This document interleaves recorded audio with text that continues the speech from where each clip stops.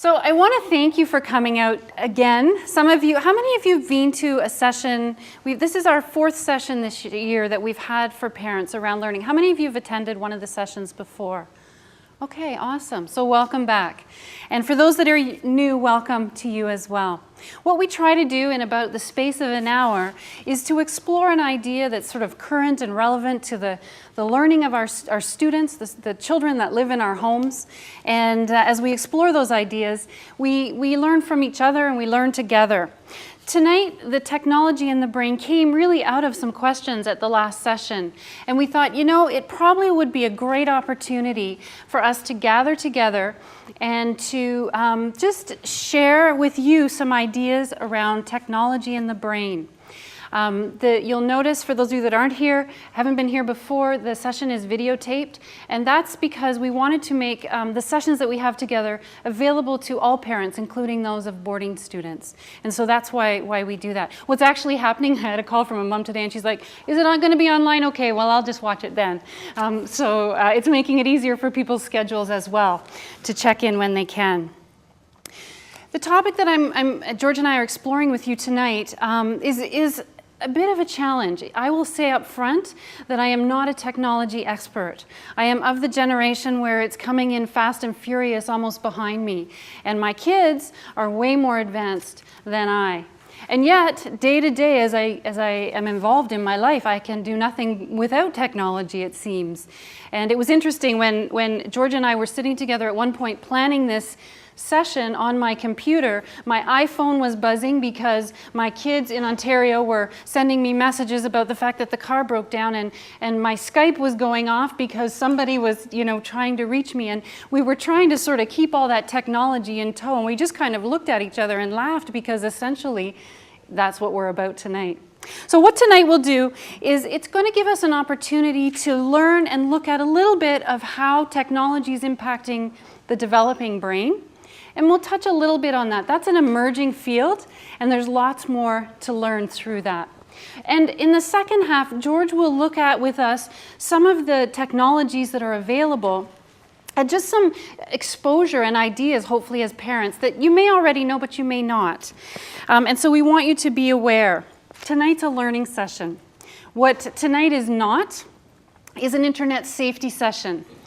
What we hope, though, is that if there is enough interest, we will do that in the fall as we head into a new school year. So you won't find a lot of rules and guidelines here tonight. What we hope to do is learn with you and expose you to some of the learning that we have around technology. Welcome. We felt we needed to start. No, it's okay. So George is working with me tonight on this session, and I'm going to do the first little bit, and then he'll pop in after that. So thank you. So those are the kinds of, that's what you're going to be getting tonight from the session. When you see those numbers up on the screen, 3,339, that's an interesting number when we think about technology. But in fact, what that is the average number of texts per month that an individual teen sent or received during the second quarter of 2010. Just a little number for you to think about.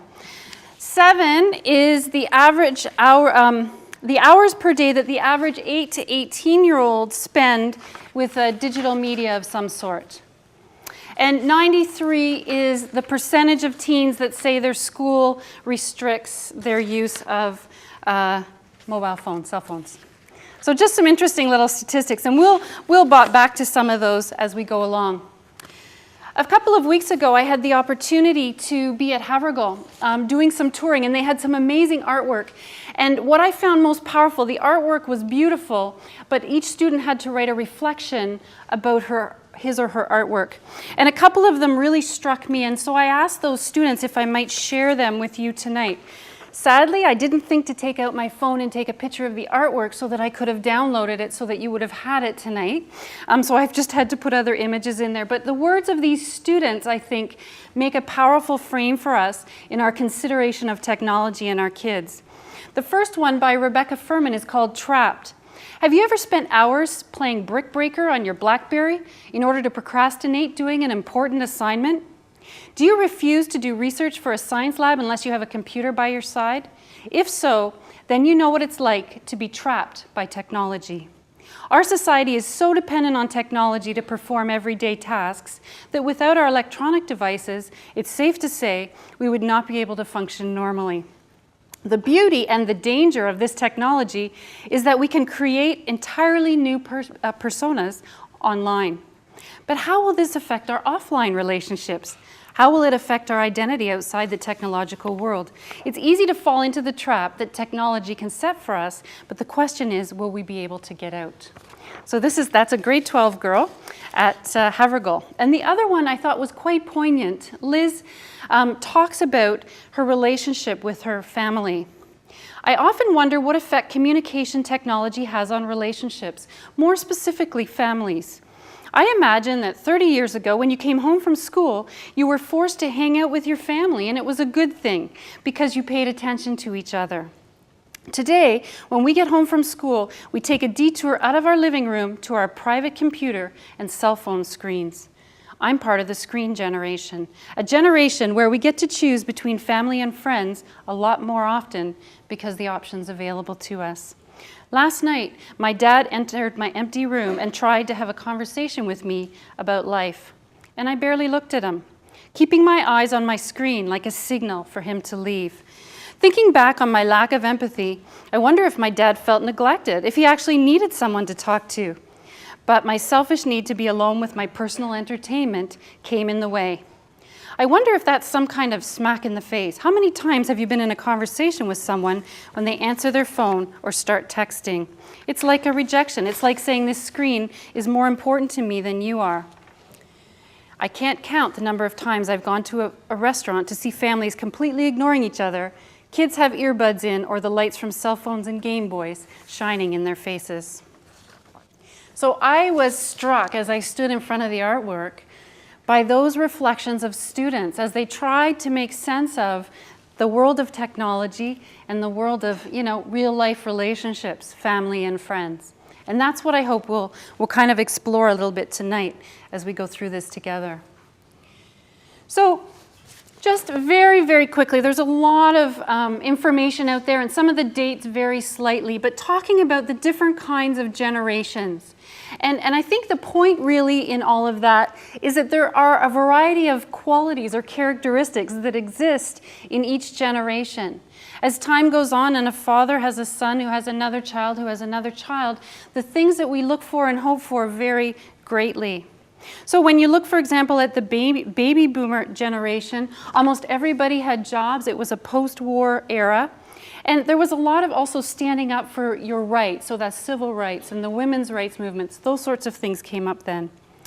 And so some of the qualities were hardworking, they liked to compete, encouraging group decisions, achieving goals. Those sorts of things were predominant then. Generation X came along, defined by Watergate, the fall of the Berlin Wall, Desert Storm, those sorts of things. And some have said that Generation X is the most educated group in history. Interesting thought. And some of the qualities that came out from that: hardworking, need family time, ambitious, like diversity and challenge, less impressed with authority. So you can start to see some of the shifts as you move through. Generation Y, or the net generation, again, some different values: professional development, creative challenges, flexibility. There's some optimism happening there. Innovation becomes bigger. So you can again see some of the challenges and changes. And the Generation Z, sort of the kids that we're seeing now, I guess that are in their teens. They use technology as naturally as they breathe and speak, right? This is an extension, and George will be looking more at that as we go along. Needing to be connected, being away from technology is stressful. My son arrived after his first year of university in Ontario to live with us for a couple of months and work here, and he couldn't get his Mac plugged into our wireless, and you would have thought that the house was falling in. And we tried to make do, but in the end, he had to call it up and figure it out and reconfigure everything so that he could be hooked in. I mean, bless his heart, he managed for a week or two before he had to actually do that whole thing. And now he's plugged in and our printer doesn't work, but we'll get over that. So it's that whole idea of I'm not connected, I need to be connected. So again, as context, thinking about, and I want us to kind of dialogue a little bit about that together, what changes have you noticed, either in your own self or if you have that luxury of time for your children? Over the past 10 years, what have you noticed about the interactions with technology? Think about computers, cell phones. What are the things that happened, 10 years ago with those sorts of pieces of technology? And what do you notice now? So I'm going to give you a minute or two to you have it in your package. There's a sheet that has a then and now. And I want to give you a minute or two just to kind of brainstorm, and then we'll talk to sort of someone beside us. Looks kind of like that. So what are some of the changes you've noticed? And I mean, 10 years is an approximation, but 10 years is a generation in the technological world. What have you noticed that's changed? All right, maybe got a few ideas down, and maybe we can just, in the interest of time, send some ideas my way. What are some of the differences that you've noticed between, sure, all right, between then and now? Yep. For me, it seems like the sense of time has changed. Okay, say a little more about that. 10 years ago, when you thought of finding information or finding something out or learning something, you'd expect to invest time. Whereas nowadays, if you want to know something, you can Google it and get the answer instantly. So our expectation of the length of time things should take is quite a bit shorter. Interesting, awesome. Somebody else, yep? The expectation of technological competency is evaporating. Okay, say a little more about that. So, 10 years ago, if you wanted to do something, you probably had to do it in a text interface, and you probably had to know some programming. Whereas today, you can get through Google, and the technology has gone towards making user ease of access the key. So you don't need today to know all the sort of behind the scenes stuff. It's sort of almost idiot proof. It's actually discouraged to know what's actually on. Yeah, I bet. I'm happily ignorant on that. That's good. Okay, somebody else, yep? I see as a professor democratizing of information, which I think is actually a really good thing. That it used to be that if students needed to make a presentation in class, they had almost no resources available to them. And now they broaden the curriculum, and they shape the curriculum in the direction that they and their peers are interested in, because they have the whole internet available, which leads to the problem of needing to know what's legitimate and what isn't. Right. But there still is a democratizing element, which I think is really helpful. Yes, and Wikipedia is sort of an example of that too, in a way, how people have contributed can be. Yep. Somebody, yep? Texting. I didn't text 3 years ago. Right. The whole time. Right, okay.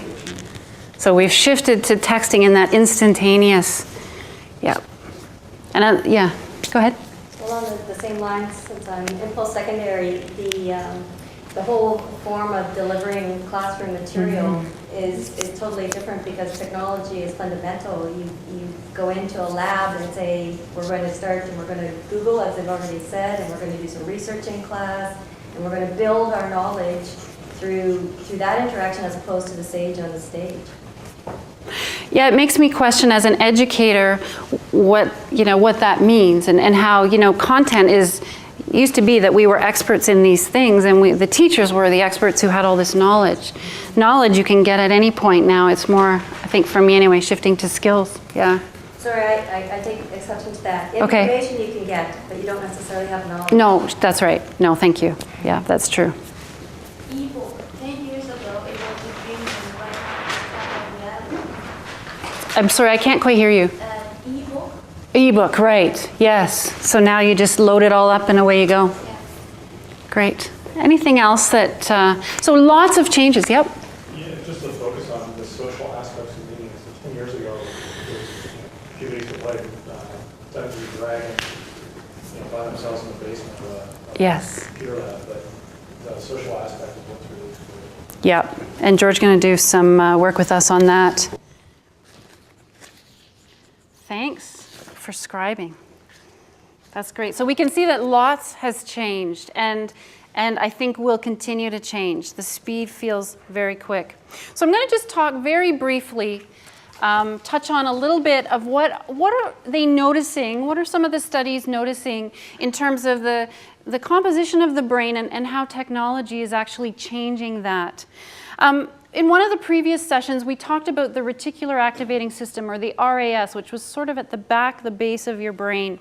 And the job of the RAS was to sort and sift all of the stimuli that come into your brain. Really, the brain filters out about 99% of what comes in, and that's how we stay sane. There's so much going on in our world, and so it filters all of that information out. What's interesting, though, is when we start to think about the kind of world that we and our children are growing up in and through, there's so much more stimuli happening for them in this world. And so there's this constant sort of messaging. And so our kids' brains have changed more than ours. The RAS has changed as a result of that overexposure. And so what it does is it scans more quickly through the data, and that might have something to do with the fast-pacedness that we talked about a minute ago.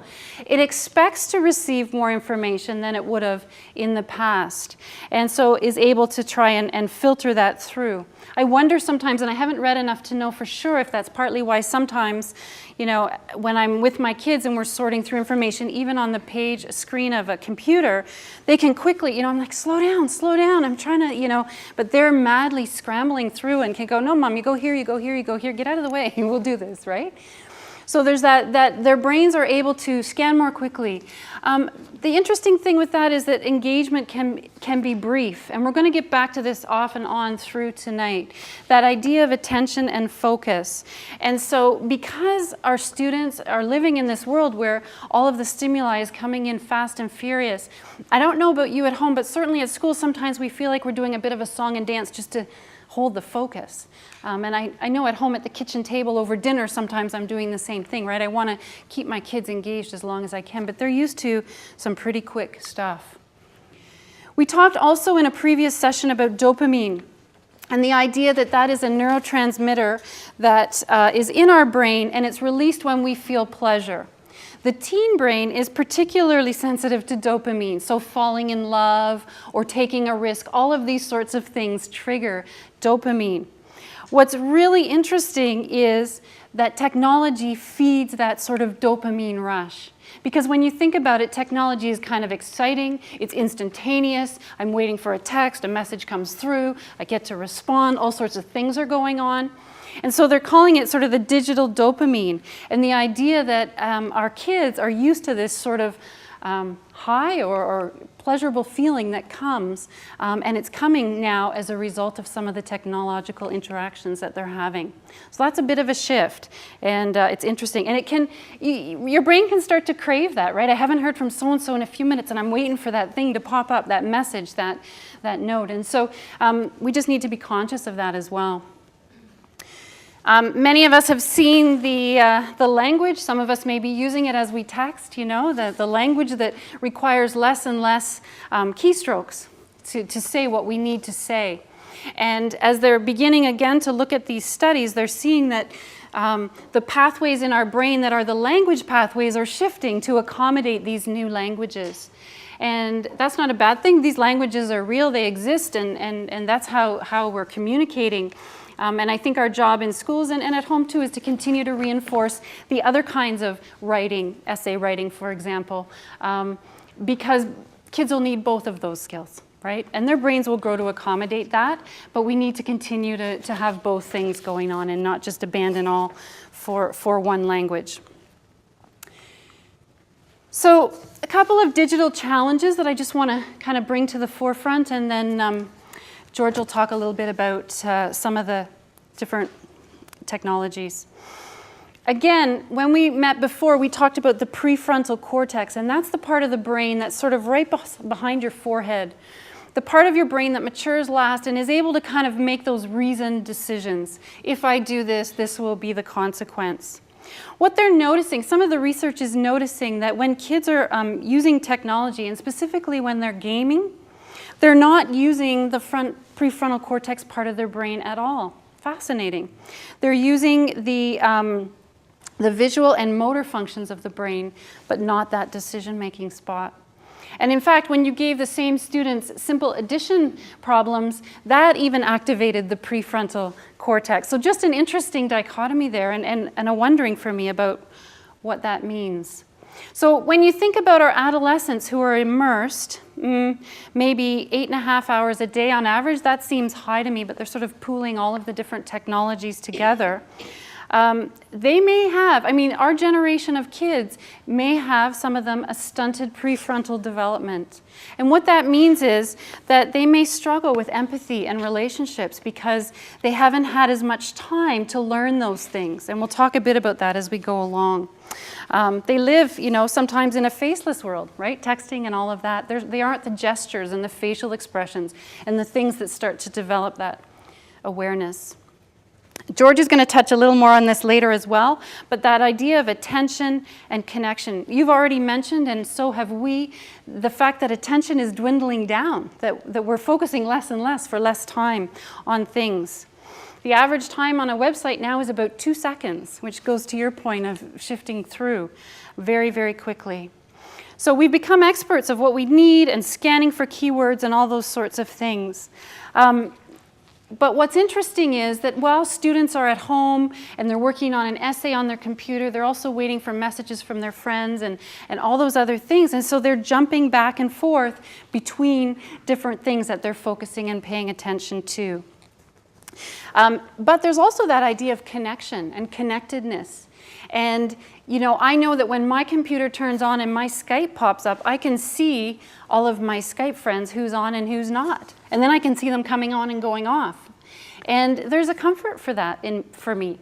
I have 2 kids at school in Ontario, and, you know, I can turn on my computer and go, oh, they're both on. I could chat with them now if I wanted to. Just a comfort in knowing that connection is there. It loses some comfort when it gets to be 2 and 3 and 4 in the morning in Ontario. Then I'm not so thrilled that they're on. But anyway, the other idea is the social emotional intelligence.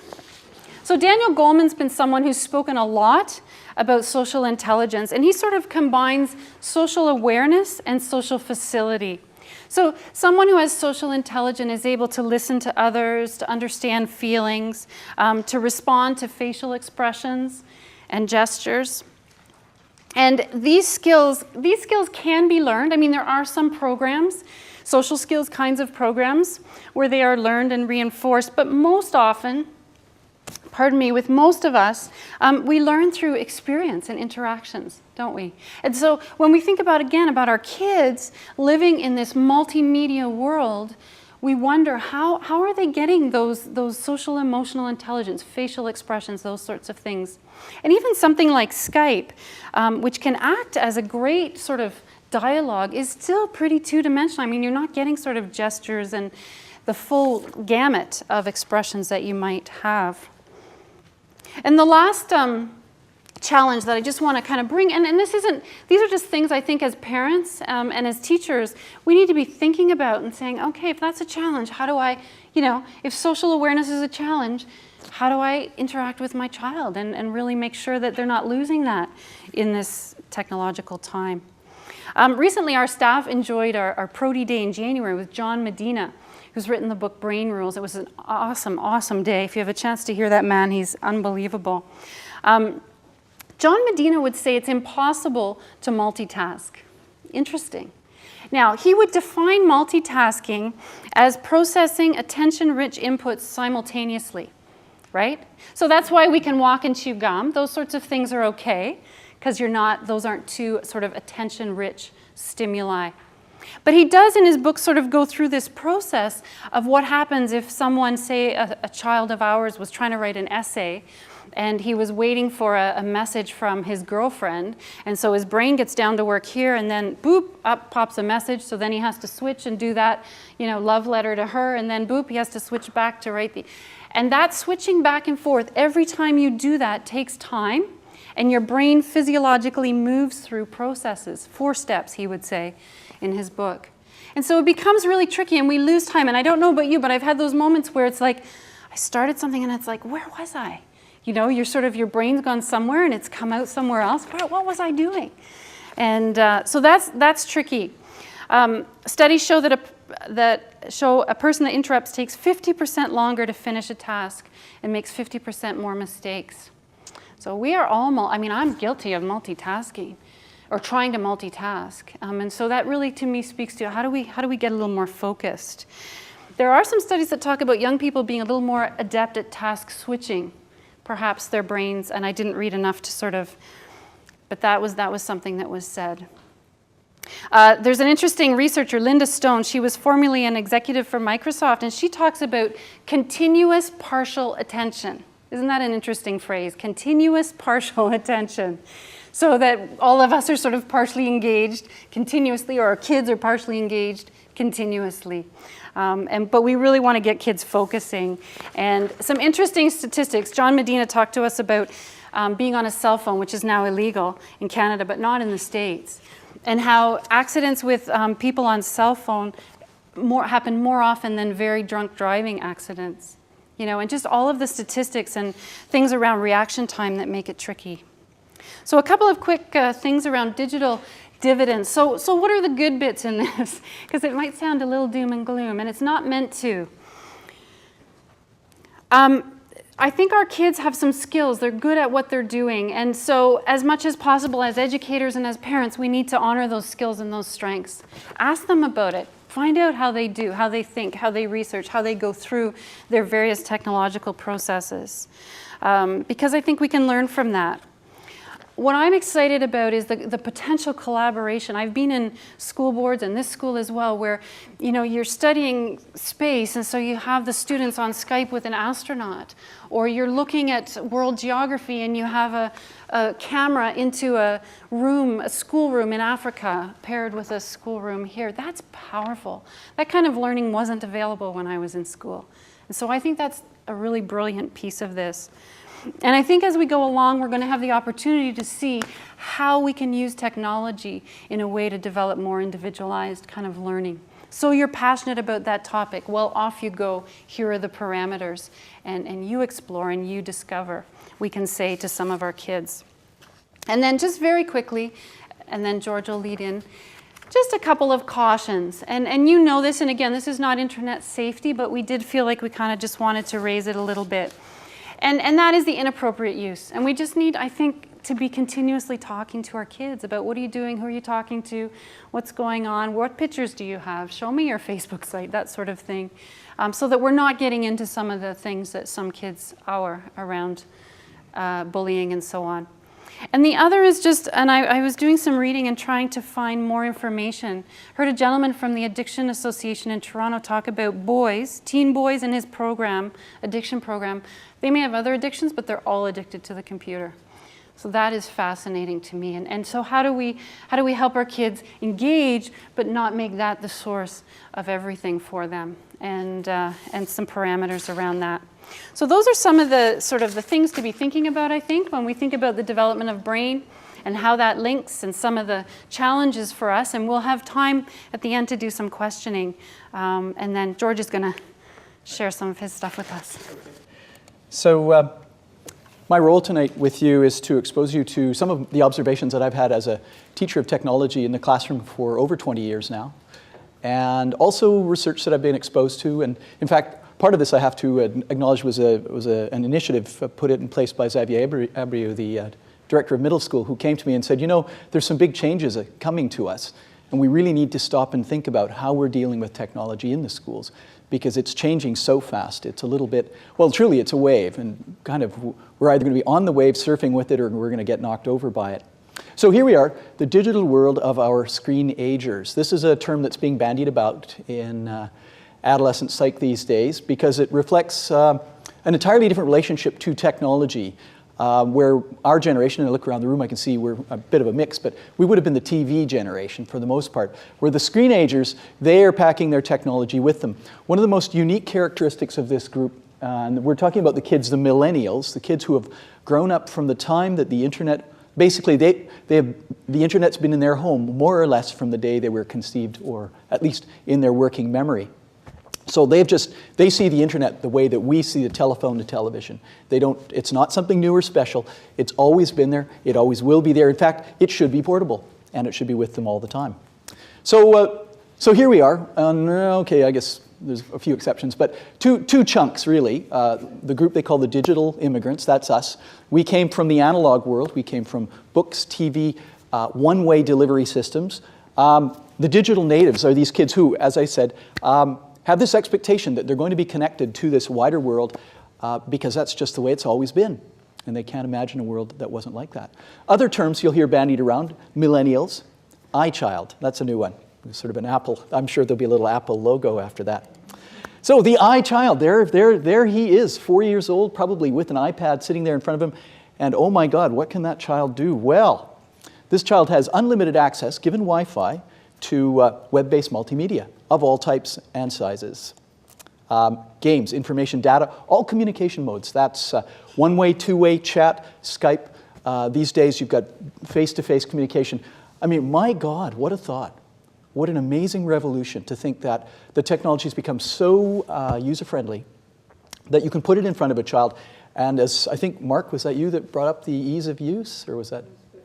Oh, was it? Okay. There we go. It's right there with us.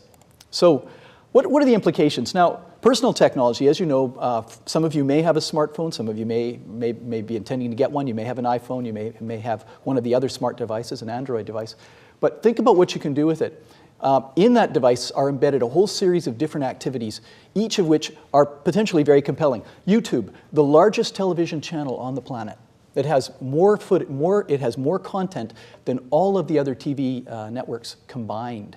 And daily, and most of it's user-generated, not all of it. Facebook, the largest social networking site on the planet.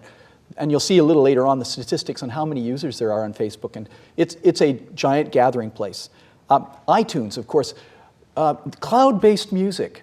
There's a movement now to not actually downloading music, or not actually buying and downloading music. You'll subscribe to a service that just plays your music, like Muzak. Some of you may have TELUS, the TELUS TV system.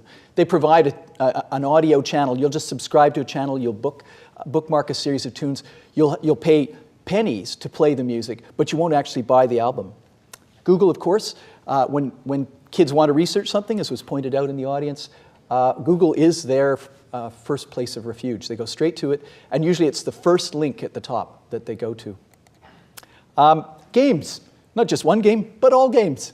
And Twitter. You can talk to your friends. You can talk to thousands of your friends. You can talk to hundreds of thousands of your friends, if you want to make that many. And you can text to your buddies as well. And then if you can't figure anything out, Wikipedia. There it is, the global encyclopedia. And I'm sure we all use it, and it's incredibly useful. I know studies have been done in which they've spot-checked some of the selections against Encyclopedia Britannica and so on, and found it, for the most part, highly accurate, self-correcting, a global information resource. So a little Q&A, here we go, some stats. So how important is this technology to our teens? There we go, 2, 10, 5, 100. How many texts does the average teen receive? Any guesses? Close, not quite so many. We're saying average, so there probably are some that are more. The answer is somewhere between 10 and 50, but that's every day. And some days more, some days less. Here's one that I really found intrigued by. Okay, you've got your cell phone. Where does it go? Well, it may go on the dresser next to you, but 80% of kids who have a cell phone, it is right there, right accessible. I mean, I don't remember having a telephone by my bedside, especially not a telephone that also had video games and ebooks and all the other things that a personal computing device comes with. So it's an interesting relationship that they have. Now, all of this is founded on Web 2.0. This is a different type of internet than we've ever experienced. And you saw little bits and pieces of it coming in. They were offshoots of things like the chat links, the chat networks that were around for a while. But this is an area where all the web tools enable users to interact with one another. And you generate the content, you control the content, and you borrow, you mix and match other people's stuff. In fact, most of this presentation actually is a mix and match of other people's stuff. I didn't actually go out and copy and paste. I've merely linked in all these pictures. This is a cloud-based presentation. It's running on Google Docs. So in fact, it's quite shareable. Heather and I worked on it. I don't actually have it on my computer. It's sitting in a Google server somewhere with all my bits and pieces in there. So as it says, decentralization of authority. That means that I don't actually own it. I make it, but it goes out to the cloud. It hangs out there. I can provide access to 1, 10, 50, 100, 1,000, 1,000,000 users. It's an entirely different time. Now, we have to think for a moment about what this means, because we grew up in an entirely different world, and the way we interacted with one another is profoundly affecting how these kids view themselves and the world. Most of our communication, person to person, was face-to-face, by telephone. I actually lived in a small town. We had a party line. So not only did we not have a full access, you actually had to pick up the phone, listen to hear if your neighbors were talking, then put it down and wait your turn. Letter writing. Yes, letter writing. We all communicated with letters. What are those? I used to collect stamps. What are they? No one knows. Intergroup communications. When you wanted to talk to a group, we'd be doing it like this, public speaking. We would print things. We would photocopy or Gestetner things and hand them out. If we were going to mass media, on the other hand, which none of us, and conventionally the average person, did not have controlling access to mass media, newspaper, obviously magazines, radio, TV, film.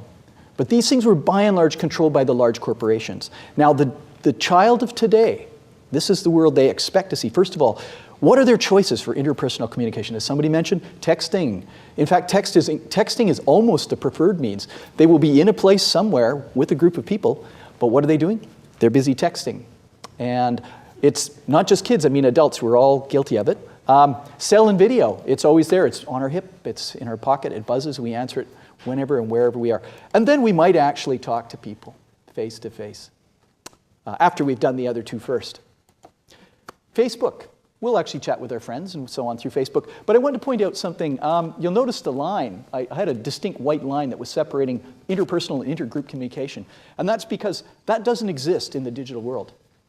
Facebook actually transcends that, doesn't it? Because you can be communicating with one person, you could be communicating with 100. If your privacy settings are a little too flexible, you're communicating potentially with millions. Email, and there it is. Yes, you can send out emails, but fewer and fewer kids are using it. They're tending to use social networking sites for that. Intergroup communication. Tweeting is generally done one person to a bunch of others. So people subscribe to your Twitter channel, and it's usually 20 words or less in which they simply send out, "Hi, what are you doing today? I'm off. I'm going skiing today. What are you up to?" And it goes back and forth like that. In a little bit, you'll see how Twitter has taken over, in some respects, some aspect of what we used to call the tribal drums or smoke signals. In a way, the Twitter is the modern version of tribal drums. Weblogs, blogging, lots of blogging sites. And group mailing. But then all of a sudden, down comes in what we used to call mass media, comes all of this stuff, social media, which is user-generated. Never in the history of the human race has a 12-year-old child be able to film himself, put himself on YouTube, and within 2 years become a global celebrity. That just wasn't done. But now it's done, and it's expected to. And every kid that we have, every child we interact with, go, "Oh, that's normal. Of course, there was always a YouTube." They haven't seen a world where there wasn't. It's a one-way situation. We're not going back. We're not undoing Gutenberg. We're not destroying print. This is the way of the world. It's going to change even more, but we're not sure what it is. All we know is that technology is going to get more smart, more ubiquitous, more portable, and more interactive. So there's our child in this incredibly interconnected world. And as we've seen, there's an awful lot of things they can do. They can choose to do at any moment. Any moment. It just, whatever the mood strikes you, that's the thing you can take on. So I want to show you a little video. It's based on a book called Socialnomics by Eric Qualman.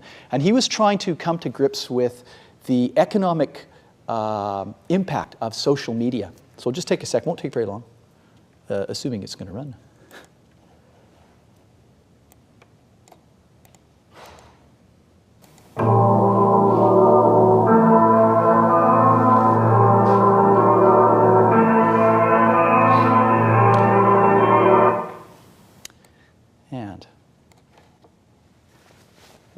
So YouTube's going to run pretty slow tonight. The reason why YouTube's running slow, actually, I should explain. While we're sitting in this audience, or where you're sitting there, and we're watching this presentation, in our boarding house, about 150 students are probably busy using the internet to chat, to game, to do virtual. So in fact, we won't be seeing that, but I'll have you have a look at it on your own time. It's quite interesting. Now, we're going to jump ahead to this fellow here, who we may remember, those of you who were back in university back in the 60s and 70s, and some of you who may have taken poli-sci or communications theory. We'll remember McLuhan, famous Canadian communications theorist of the 50s and 60s, published a book called The Gutenberg Galaxy. He was reflecting on the transition from oral culture, which is where we all came from at one time, to print-based culture, and from print-based culture to the first beginnings of electronic media, in those days television, radio. And he saw a change in the way that people were thinking. And he made a prediction back then. He said, and you can see it up there, he felt, now this is before digital technology existed in the fashion that it does, but he could see where the trend was going. And he felt that the sort of, as someone alluded, this whole isolated, the world in which knowledge was isolated from people, it was controlled, would come to an end. And electronic media would take over. And this would change the world. And he's right, it has. And we're in it. As we know, I mean, today, I don't know if you're paying attention to the news, but look at what's going on in the Middle East right now and how much of that was driven by ease of access for personal communications. People get an idea, they say, hey, I've had enough of this, and suddenly 1 million people say, yeah, we've had enough of this too. Do you remember Network, the TV show? You know, lean out the window, you know, I'm mad as hell, and well, this is 1 million people going on Twitter going, we're mad as hell, and we're not going to take it anymore. Interesting thought. What challenges face our kids in navigating the global village? Because they have a tremendous amount of choice. And children aren't by nature good choosers, are they? They can be, but they do need to be trained. Ken Robinson, and I've got a picture up here that I think encapsulates the whole situation that we face right now. There's a child, and now he was raising a concern about the over-medication of children down in the States in particular, and the high levels of ADHD that were apparently prevalent in their schools. And so he takes this young boy who is bombarded with computers and iPhones and advertising, very compelling advertising. This isn't our advertising. This isn't your McDonald's jingle. This is much, much more clever advertising. This is very compelling. Years and years of marketing psychologists have narrowed it down. So the answer of the conventional system was to, well, put him on 10 milligrams of Ritalin and then tell him to study on the boring stuff that the teachers got on the chalkboard. That's not the answer either. Ritalin is obviously not the solution.